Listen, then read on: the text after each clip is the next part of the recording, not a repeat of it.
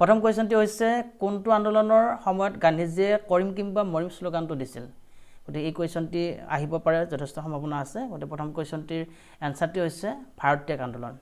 ভাৰত ত্যাগ আন্দোলনত মহাত্মা গান্ধীয়ে কৰিম কিংবা মৰিম শ্লোগানটো দিছিল নেক্সট কুৱেশ্যনটি লৈছো ভাৰতৰ প্ৰথমগৰাকী মহিলা মুখ্যমন্ত্ৰীৰ নাম কি ভাৰতৰ প্ৰথমগৰাকী মহিলা মুখ্যমন্ত্ৰী হৈছে সুচেতা কৃপালনী অপচন বি টো হৈছে ইয়াৰ কাৰেক্ট আনসাৰ নেক্সট কুৱেশ্যনটি লৈছো অসমৰ মানচেষ্টাৰ বুলি কোনখন চহৰক কোৱা হয় অসমৰ শুৱালকুছি অসমৰ মানচেষ্টাৰ বুলি কোৱা হয় গতিকে অপচন এ টো হৈছে ইয়াৰ কাৰেক্ট আনসাৰ নেক্সট কুৱেশ্যনটি লৈছো 2011 চনত পৃথিৱীৰ এখন নতুন দেশে স্বাধীনতা লাভ কৰিছিল সেই দেশখনৰ নাম কি আমাৰ অপচনৰ মধ্যে কাৰেক্ট আনসাৰটি হ'ব অপচন সি দক্ষিণ সুদান দক্ষিণ সুদানে 2011 চনৰ 9 জুলাই তাৰিখে স্বাধীনতা লাভ কৰিছিল গতিকে ইয়াৰ কাৰেক্ট আনসাৰটি হৈছে অপচন সি দক্ষিণ সুদান নেক্সট কুৱেশ্যনটি লৈছো সৰ্বোদয় দিৱস কেতিয়া পালন কৰা হয় সৰ্বোদয় দিৱস 30 জানুৱাৰী তাৰিখে পালন কৰা হয় এটো মনত ৰাখিব এটো এটা ইম্পৰ্টেন্ট হয় নেক্সট কুৱেশ্যনটি লৈছো ৰাজ্যসভাৰ সৰ্বোচ্চ সদস্য সংখ্যা কিমান ৰাজ্যসভাৰ সৰ্বোচ্চ সদস্য সংখ্যা হৈছে 250 জন নেক্সট কুৱেশ্যনটি লৈছো ভাৰতৰ উপৰাষ্ট্ৰপতি কোনে নিৰ্বাচিত কৰে ইয়াৰ কাৰেক্ট আনসাৰটি হৈছে অপচন সি লোকসভা আৰু ৰাজ্যসভাৰ সদস্যসকলে নেক্সট কুৱেশ্যনটি লৈছো পৃথিৱীৰ ভিতৰত সৰ্ববৃহৎ লিখিত সংবিধান কোন দেশৰ হয়তো বহুতে জানে কিন্তু তথাপি এই কুৱেশ্যনটো লৈছো কাৰণ কেতিয়াবা কিছুমান কুৱেশ্যন অতি সহজ দিয়ে কিন্তু আমাৰ কনফিউজন লাগি যায় কোনটো হয় অপচন নম্বৰ ইটো হয় হেতু হয় যেন লাগে গতিকে এটো কুৱেশ্যনৰ আনসাৰটো হ'ব অপচন সি ভাৰত আমাৰ ভাৰতৰ সংবিধানখনে হৈছে পৃথিৱীৰ ভিতৰত সৰ্ববৃহৎ লিখিত সংবিধান নেক্সট কুৱেশ্যনটো লৈছো ভাৰতত প্ৰথম পঞ্চবাৰ্ষিক পৰিকল্পনা কোন চন আৰম্ভ হৈছিল ইয়াৰ কাৰেক্ট আনসাৰটো হৈছে অপচন সি 1951 নেক্সট কুৱেশ্যন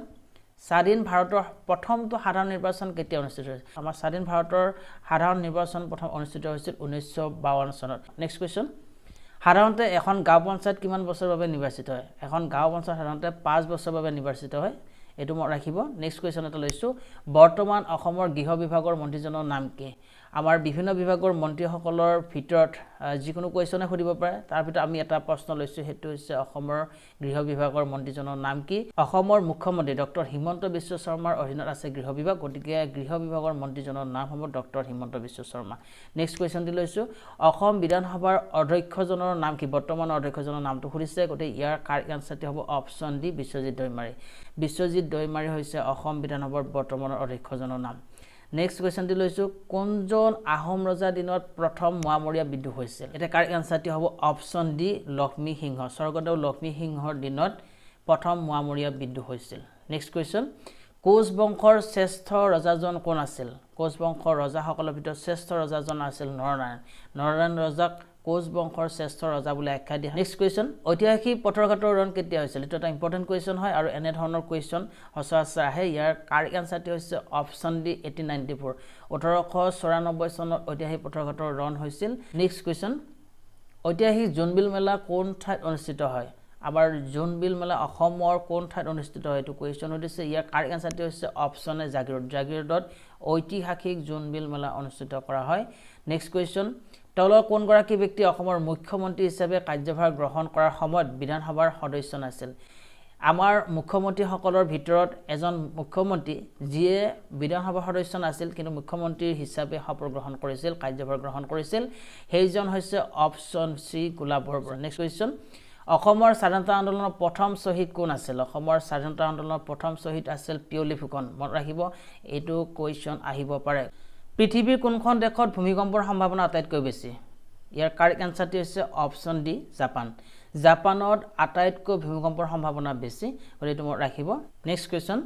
বৃহৎ নদীবান্ধৰ সৈতে জড়িত আন্দোলনৰ মুখ্য ভূমিকা লোৱা সংগঠনটো হৈছে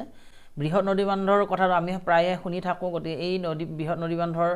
যি আন্দোলন বৃহৎ নদীবান্ধৰ আন্দোলনটোত মুখ্য ভূমিকা এটা সংগঠনে লৈছিল আৰু সেই সংগঠনটো হৈছে অপচন এ কৃষক মুক্তি সংগ্ৰাম সমিতি নেক্সট কুৱেশ্যনটি লৈছো এজন সুস্থ মানুহক দৈনিক কিমান লিটাৰ খোৱা পানী লাগে ইয়াৰ কাৰেক্ট আনসাৰটি হৈছে অপচন ডি 2.7 লিটাৰ 2.7 লিটাৰ এজন সুস্থ মানুহক দৈনিক খোৱা পানী লাগে নেক্সট কুৱেশ্যন বিৰল প্ৰজাতিৰ প্ৰাণী আৰু উদ্ভিদ থকা নিজম উপত্যকা যাক আমি ইংৰাজীত সাইলেন্ট ভেলি বুলি কওঁ ক'ত অৱস্থিত বিৰল প্ৰজাতিৰ প্ৰাণী আৰু উদ্ভিদ থকা নিজম উপত্যকা বা সাইলেন্ট ভেলি কেৰালাত অৱস্থিত গতিকে ইয়াৰ কাৰেক্ট আনসাৰটি হৈছে অপচন এ কেৰালা নেক্সট কুৱেশ্যন সুনামি কি এটো এটা আহিবলগীয়া কুৱেশ্যন ইয়াৰ কাৰেক্ট আনসাৰটি হ'ব অপচন সি সমুদ্ৰত ভূমিকম্প হোৱাৰ ফলত হোৱা বিধ্বংসী সাগৰীয় ঢৌক সুনামি বুলি কোৱা হয় নেক্সট কুৱেশ্যনটি লৈছো অসমত নৱজাত শিশুক জন্মৰ 11 দিনৰ পিছত প্ৰথমবাৰ সূৰ্য পোহৰলৈ উলিওৱা অনুষ্ঠানটো কি বোলা হয় ইয়াৰ কাৰেক্ট আনসাৰটি হৈছে অপচন সি শুদ্ধি অসমত নৱজাত শিশুক জন্মৰ 11 দিনৰ পিছত প্ৰথমবাৰ সূৰ্য পোহৰলৈ উলিওৱা যেটো অনুষ্ঠান সেই অনুষ্ঠানটো শুদ্ধি বুলি কোৱা হয় এই কোৱেশ্চনটো এটা ইম্পৰ্টেন্ট হয় গতিকে এইটো প্ৰশ্ন আপোনালোকে মনত ৰাখিব ভালকৈ নেক্সট কোৱেশ্চন এটো লৈছো অসমৰ বড়ো জনজাতিয়ে বৈশাগু উৎসৱৰ সময়ত কোনটো নৃত্য পৰিবেশন কৰে টিৱা বাগৰুম্বা দেধনি কাৰ্বি এই নৃত্যসমূহৰ ভিতৰত কাৰেক্ট আনসাৰটি হৈছে অপচন বি বাগৰুম্বা অসমৰ বড়ো জনজাতিয়ে বৈশাগু উৎসৱৰ সময়ত বাগৰুম্বা নৃত্য পৰিবেশন কৰে নেক্সট কোৱেশ্চনটি লৈছো অসমৰ কোনখন জিলাত মেগালিথিক যুগৰ শিলৰ পাত্ৰ পোৱা যায় ইয়াৰ কাৰেক্ট আনসাৰটি হৈছে অপচন বি ডিমা হাউসত মেগালিথিক যুগৰ শিলৰ পাত্ৰ পোৱা যায় নেক্সট কোৱেশ্চন তলৰ কোনজন ব্যক্তিক 56তম জ্ঞানপীঠ বঁটা প্ৰদান কৰা হৈছিল প্ৰশ্নটিৰ কাৰেক্ট আনসাৰটি হৈছে অপচন সি নীলমণি ফুকন ডাঙৰীয়াক 56তম জ্ঞানপীঠ বঁটা প্ৰদান কৰা হৈছিল নেক্সট কোৱেশ্চন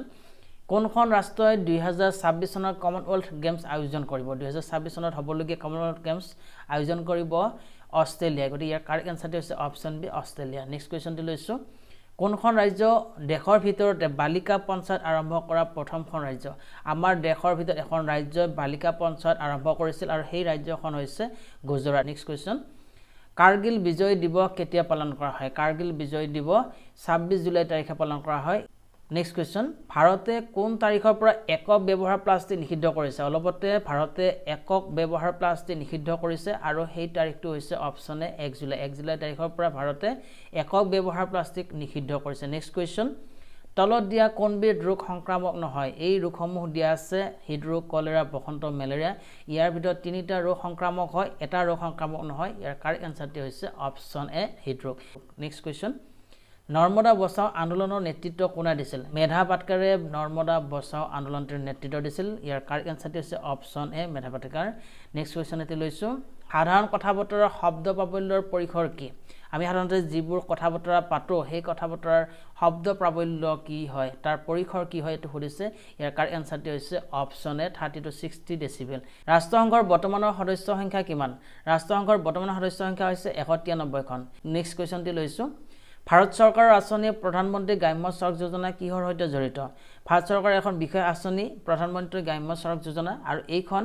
গ্ৰাম্য পথ উন্নয়নৰ লগত জড়িত গতিকে অপচন সি টো হৈছে ইয়াৰ কাৰেক্ট আনসাৰ নেক্সট কোৱেশ্চনটি লৈছো চক্ৰধৰ সিংহ জয়মতী কুঁৱৰী আৰু বেলিমা নামৰ তিনিখন ইতিহাস প্ৰসিদ্ধ নাটক লিখিছিল ইয়াৰ কাৰেক্ট আনসাৰটি হৈছে অপচন বি লক্ষ্মীনাথ বেজবৰুৱা দেৱে এই তিনিখন ইতিহাস প্ৰসিদ্ধ নাটক লিখিছিল নেক্সট কোৱেশ্চনটি লৈছো তলৰ কোনকেইখন দেশত দ্বি নাগৰিকত্ব এক ৰাষ্ট্ৰীয় নাগৰিকত্ব আৰু আনটো হৈছে ৰাজ্যিক নাগৰিকত্ব তাৰ ব্যৱস্থা আছে ইয়াৰ কাৰেক্ট আনসাৰটি হৈছে অপচন সি সুইজাৰলেণ্ড আৰু আমেৰিকা ভাৰতৰ প্ৰথমজন উপ-প্ৰধানমন্ত্ৰী কোন আছিল অপচন হৈছে জৱাহৰলাল নেহৰু চৰ্দাৰ বল্লভভাই পেটেল মৌলানা আবুল কালাম আজাদ আৰু গুলজাইলান নন্দা আৰু ইয়াৰ শুদ্ধ উত্তৰটো হৈছে option B Sardar Vallabhbhai Patel next কোৱেশ্চনটি লৈছো 1930 চনত অনুষ্ঠিত লণ্ডনৰ ঘূৰণীয়া মেচমেলক প্ৰতিনিধিত্ব কৰা অসমীয়া ব্যক্তিগৰাকী কোন আছিল অপচনবোৰ হৈছে গোপীনাথ বৰদলৈ দেৱকান্ত বৰুৱা মণিৰাম দেৱান আৰু চন্দ্ৰধৰ বৰুৱা আৰু ইয়াৰ শুদ্ধ উত্তৰটো হৈছে option D Chandradhar Barua next কোৱেশ্চনটি লৈছো কালক্ৰমানুযায়ী তলৰ ঘটনাসমূহ সজোৱা পি দাণ্ডি যাত্ৰা কিউ জালিয়ানৱালাবাগ গণহত্যা আৰ ভাৰতীয় আন্দোলন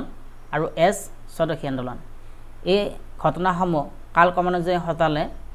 আমাৰ অপচন বি টো হ'ব কাৰেক্ট আনসাৰ 7 আগষ্ট 1905 চনত স্বদেশী আন্দোলন হৈছিল সেই ধৰণে 1919 চনৰ 13 এপ্ৰিল তাৰিখে